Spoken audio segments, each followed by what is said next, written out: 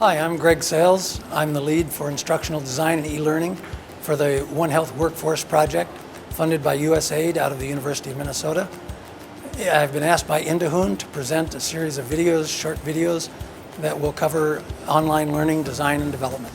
One of the key tools that I recommend to people who are going to be developing online learning is it's called Gagne's 9 Events of Instruction. And I have created a slightly modified version of that where I try to communicate it in language that's easily understood. I take the 9 events of instruction and I break them into 3 different categories: pre-instructional activities, instructional activities, and post-instructional activities. The pre-instructional activities are designed to prepare the learner to engage in new learning. And you do that by first gaining their attention, motivating them to participate, getting them stimulated about what's happening. Then you need, second, to inform them about what you're going to teach them, what you expect them to learn. Education is not supposed to be mysterious. When you're communicating to a learner, you should be telling them what it is you want them to learn. That will enable them to focus their energies, their mental efforts in the right locations. Third thing you need to do is help them understand how what it is they're learning is related to what they already know. Often they've taken a prerequisite course or just finished a lesson. For example, it might be how to construct a survey. And then you're going to say, okay, now that you've constructed the survey, this lesson is going to teach you how to go about selecting a sample for administering the survey. So you help them build a link between where they were and where you are taking them. Now they're prepared to move on to the actual experience of learning. So this is an important word, experience. You want to engage them in an activity that's more than just listening or perhaps watching a video. If you're going to have them read something or listen or watch a video, you want to give them a reason for reading and for listening. So if you give them an article to read, you say, in this article, I want you to read for the important factors that influence the decision that was made. Identify 3 key things, something like that. If they're watching a video, you want to have them maybe focus on the video, and at some point in the video, you may want to have them identify where would you have stopped. Instead of continuing with this procedure the way you were headed, what indicators did you see that communicated to you that it was not the correct decision to go forward?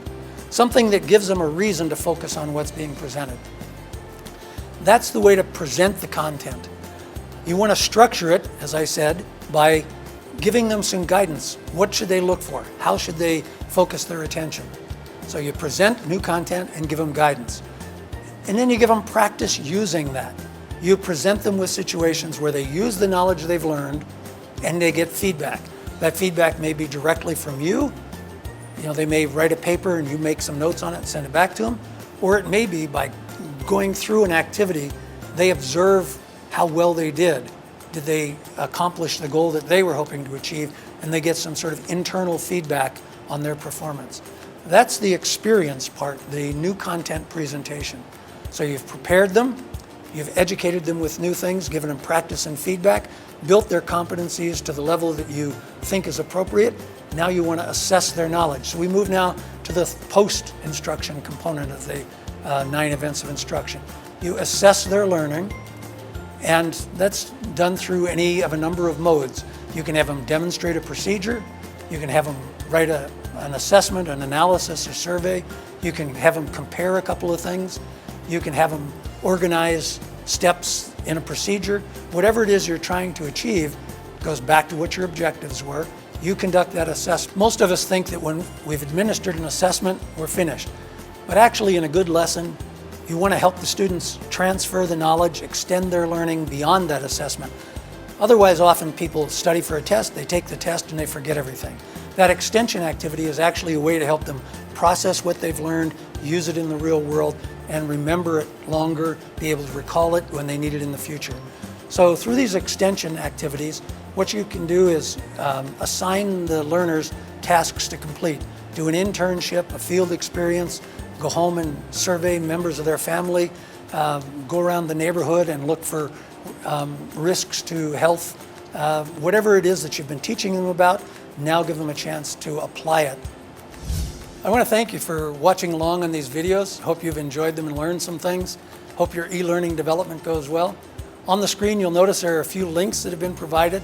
If you use these links, you can download materials that we've talked about on the various programs. I want you also to notice there's an email address. Please use that email address to send us your feedback. Let us know what we might be able to do to help you with the development of online learning or future activities as we go forward. Again, thanks for watching.